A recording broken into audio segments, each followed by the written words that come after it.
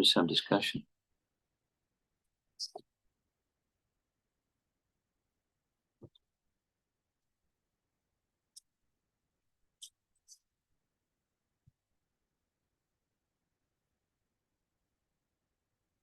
Yes. How bhakti will prosper in like in what kind of situation better? Like if we are in a stable career-wise, like everything we are getting our needs done, everything is stable, or we are like depending or worrying about what will happen next, how my kids gonna eat or something. If we have that constant worry, in which situation we can the dependence on Krishna or the bhakti will prosper. It's better for bhakti, but obviously we cannot choose whatever we get. Can you say something? I'm trying to follow the spirit of your question because the detail is confusing me, but it's, you know, in different language than what you use. We're living in this world, and there are things that give us concern and anxiety and worries. And, you know, are we supposed to just turn the worry dial down and off? And how do we navigate that? Is that your question? No, Bharat. Like, yeah, if our all needs are like, satisfied, then we can do peacefully bhakti. Okay. Like with a stable career and all. But what's a stable career? Tell me. Like in everybody's sense, like having a job. But yeah, okay. So if you go with the Vedic conception of having a job, then you go to the four varnas. Yeah. And then what's your nature? So grow your food. There's a career. Then, you know, is it stable? As long as you're healthy.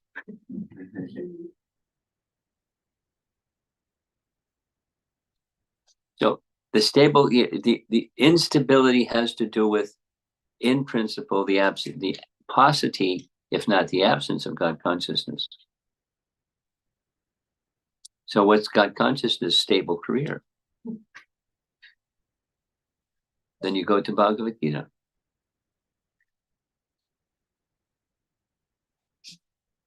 It is so the Brahmana can live very simply. The Brahmana is advised to live very simply, and the needs are met just by without having a stable career. They just lives simply, resting upon the grace of God. And that's their, you know, if they have that quality, that's a stable career. Kshatriya seems a little unstable. You know, administrators come and go. But if they live under the guidance of qualified, those other category of brahmanas, then they have the blessings of Krishna, and it may not be this, may be that capacity. So the response I'm giving to you is just the idea of stable career. It's fiction.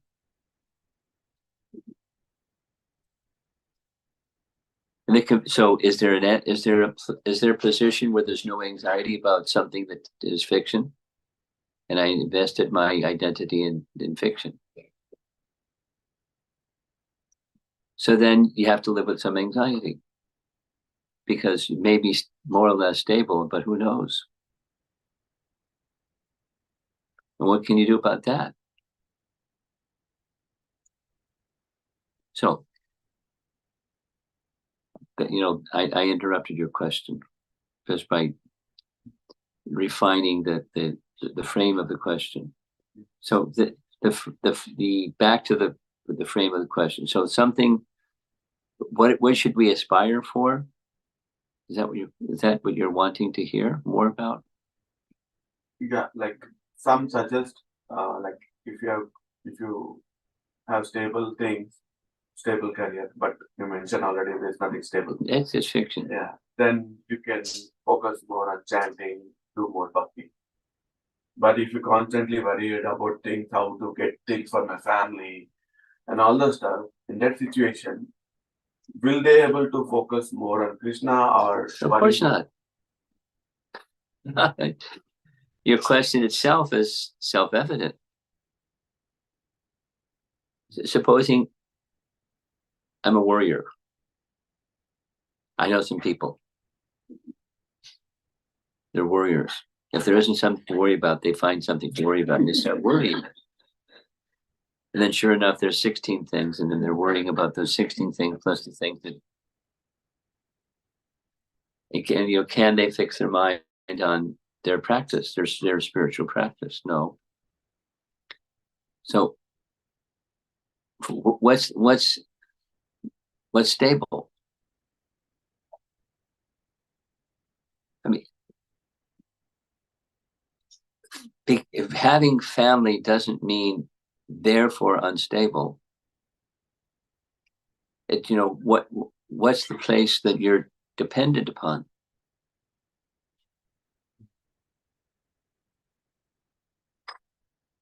And then because the nature of this world, this is Bhagavad Gita, it's Dukkalayam Shashvatam. It's a temporary and it's a miserable place, and that's the place. And I'm living in it, and I have a family. I took the responsibility of a family, and it's a Dukkalayam Shashvatam place. So I'm buying into the program of worrying. Well, because I want to provide, I want to be responsible and all those things. So when the reversal comes and it's not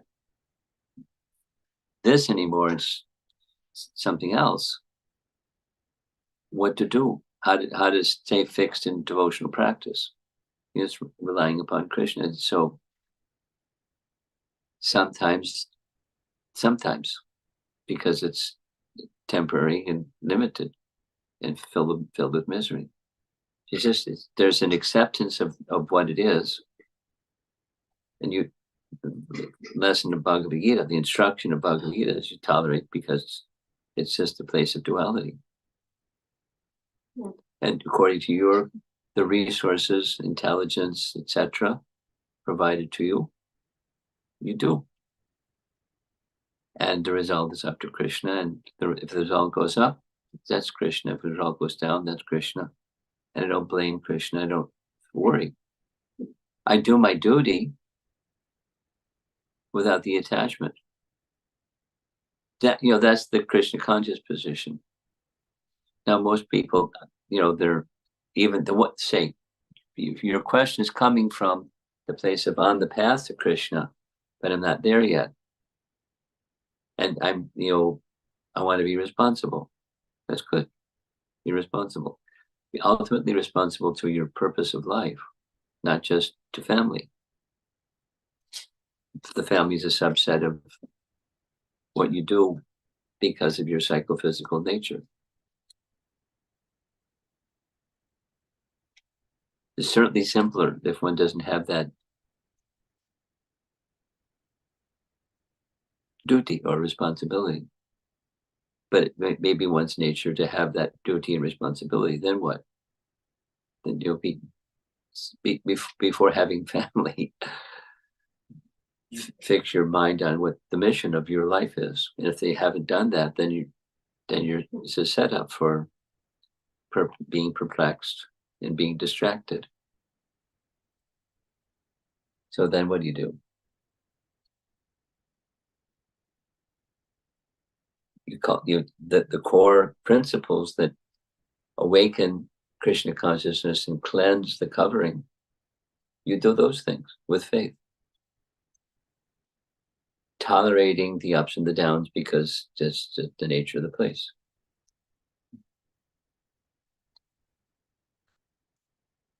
Tolerating isn't the same as in the stage of transcendence, it's not that one is oblivious, that you become numb and you can't see what's going on. But so the beginning is just tolerating the ups and the downs, the uncertainties, perplexities. Should I turn left or right? That's etc. Then at a higher stages, one's not touched by those things.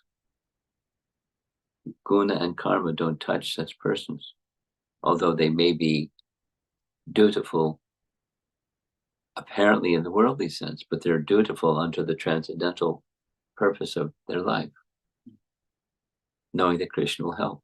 Krishna is in the background at all times.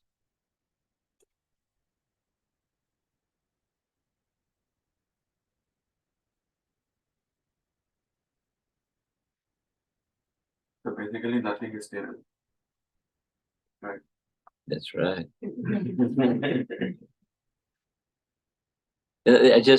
Because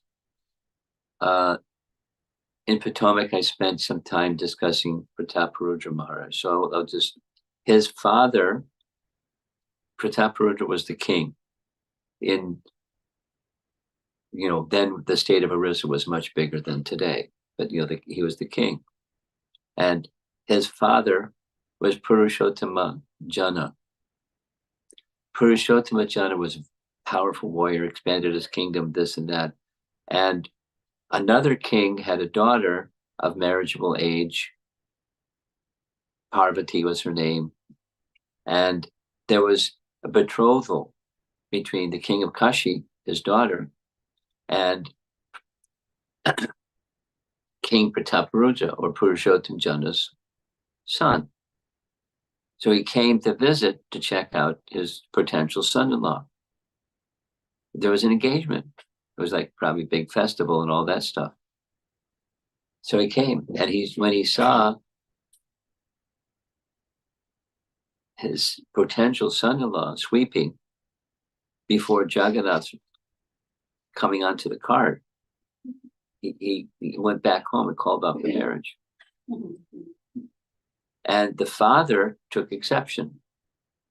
He amassed this huge army because he's a powerful Kshatriya soldier.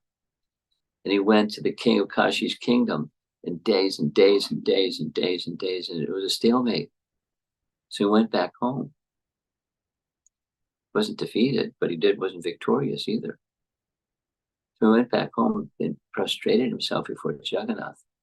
It doesn't say how Jagannath communicated to him, but Jagannath communicated to him somehow, saying, don't worry, I will help you be victorious, because your purpose is to uphold my honor. I'll help you. Don't worry. And there's a detail, but sure enough, he did. So taking that instruction of Jagannath, I will help you. I will personally participate. So he got his army, went back again to the king of Kashi, and on the way they stopped at a marketplace, and one merchant said, there were two men, two men on horses. One was very white and the other was very dark. Krishna Balaram. And they took some wares and they gave me this ring, and they said, soon Purushottam Dev will come through and you show him this ring and he'll give you payment. And I trusted them, so here's the ornament, a ring or something. And he recognized the ring. It was a gift that he had given to the Jagannath deities. He personally gave. So he now was convinced. So he went with, so there can be reversals, but if you're acting for the purpose, whatever your psychophysical nature is, if you're acting for the purpose of Krishna's happiness, he's there. Now, initially, he was also there. It was the same purpose of defending his honor, Jagannath's honor. The honor had been, the king of Kashi was a worshiper of Ganesh. He didn't have faith in Jagannath, he had faith in Ganesh. Anyway, so that's just a nice example that if even when we're acting for the purpose of, for the pleasure of Krishna, it may not go the way that you thought it should go because of XYZ reasons, Krishna reasons.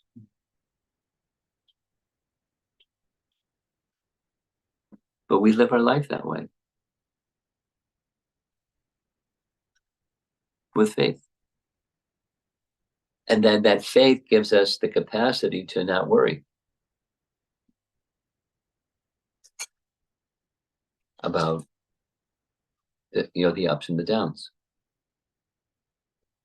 Easier said than done, but that's our mission. So that's back to your question. When that shelter is there, it's not when things are stable. But when that shelter is there, then you can perform your sadhana nicely, peacefully.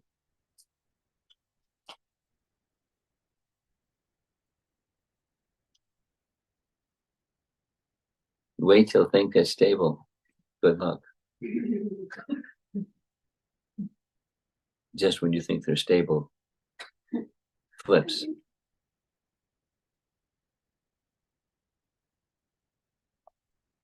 Anything else? Thank you. Guru, just a little bit of more thinking on the moon. On the what? The moon topic you mentioned. The moon topic. So usually when it comes to Prabhupada's statements about They didn't go, it's usually.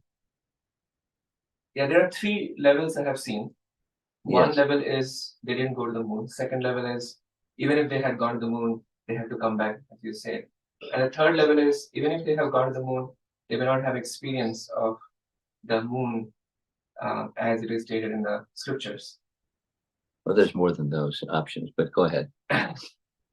So, I mean, these days there had been much more actually launches and missions that are going on Yes. compared to the 60s and the 70s Yes. time.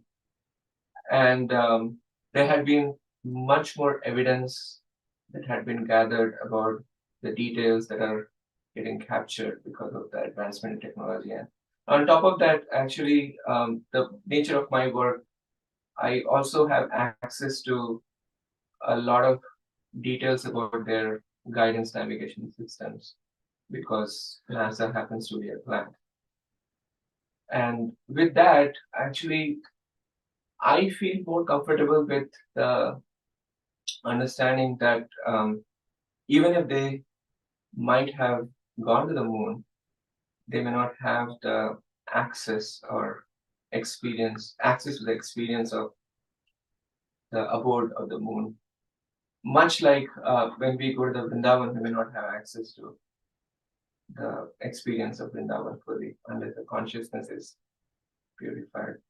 Is that the right positioning? Yeah, just to support that, in this third category, they brought back some dust and rocks.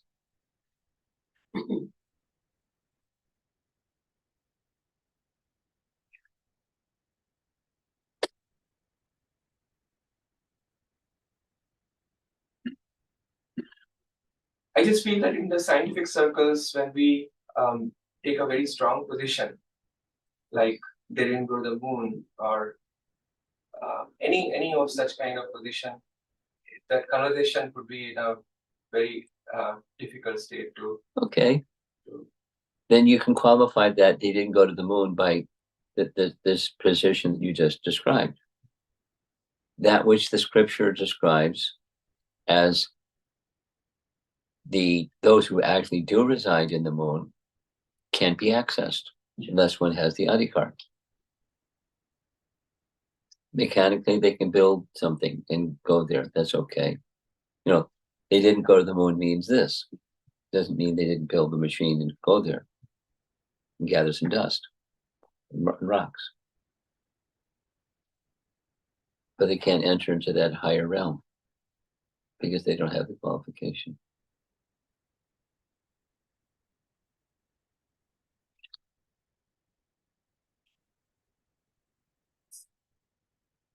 It's complicated something. This verse today remind me of Bhagavad Gita verse that I read. The first Bhagavad Gita verse I read is a verse from chapter 2 that says, the appearance of happiness and distress and their disappearance in due course are like the appearance and disappearance of the winter and summer seasons. And one need to learn to tolerate it without being disturbed.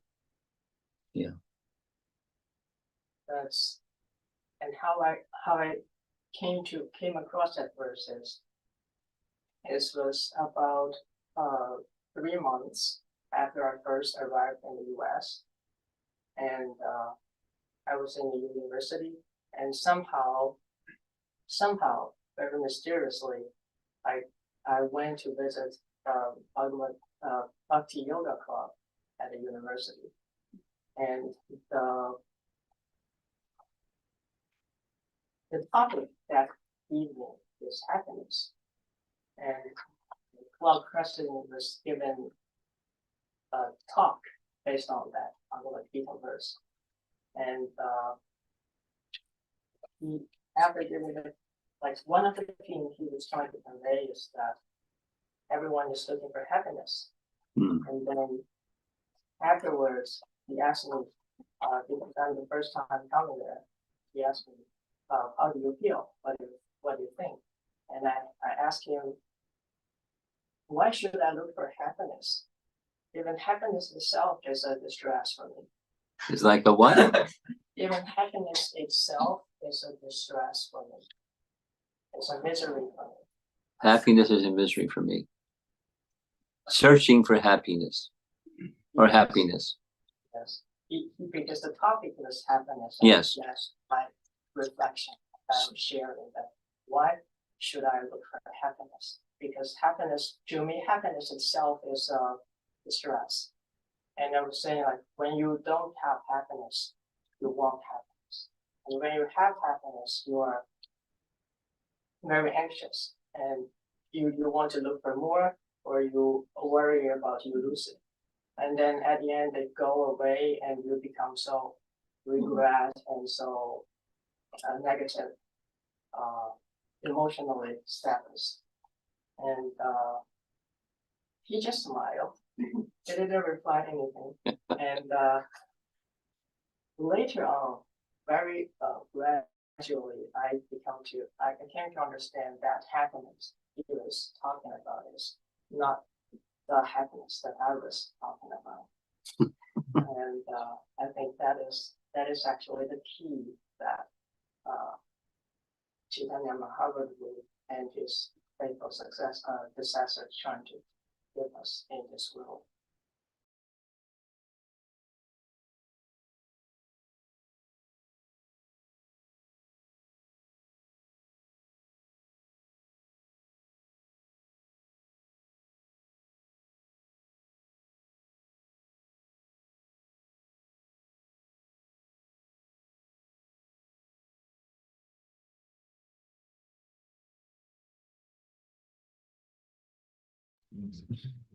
Desire for happiness is itself a distress. So the problem is the desire. The problem isn't happiness or the absence of happiness. The problem is, unfulfilled expectation. Having the expectation that doesn't get fulfilled, and even if it gets fulfilled, it's still anyway.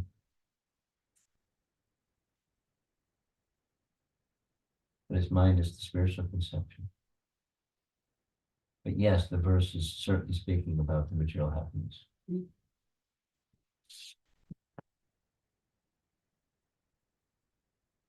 Their appearance and disappearance and difference.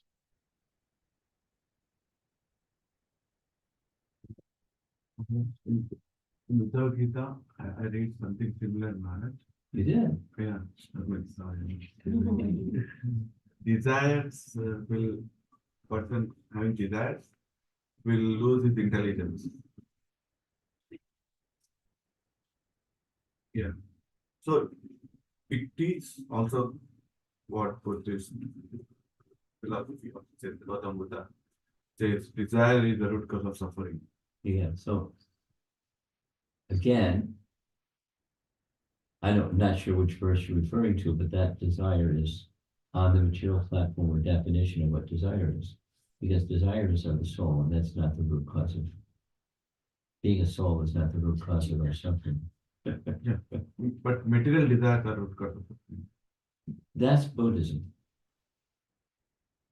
But that also It's truth. nihilism. It's truth. Well, the root cause of our suffering is ignorance. Ignoring Krishna is the root cause of lack of Krishna consciousness is the root cause of our suffering. We'll go back to your prior question. The root cause of our suffering is the lack of Krishna consciousness or ignorance, covering our real identity, and similarly covering Krishna's identity in our, spiritual reality. That's a base. But Yeah, with ignorance, we get desire. That's the next step. ignorant comes ignorant desire. Right? From ignorance comes ignorant desire because we're souls Yes. that have by nature desire. They have many things, Yeah. but desire is one of those many things. And connecting to that, Bhagavad Gita, Krishna mentioned from kama, krodha, and then buddhinasa. So from desire, kama is desire, right?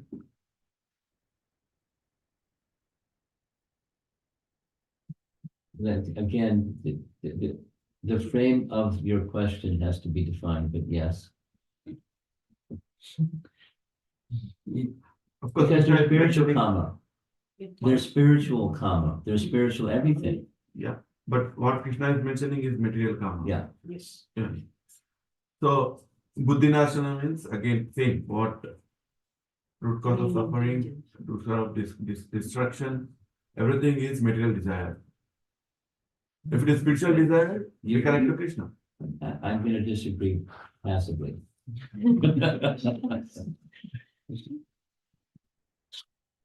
Let's end. Shiva Prabhupada. Yeah.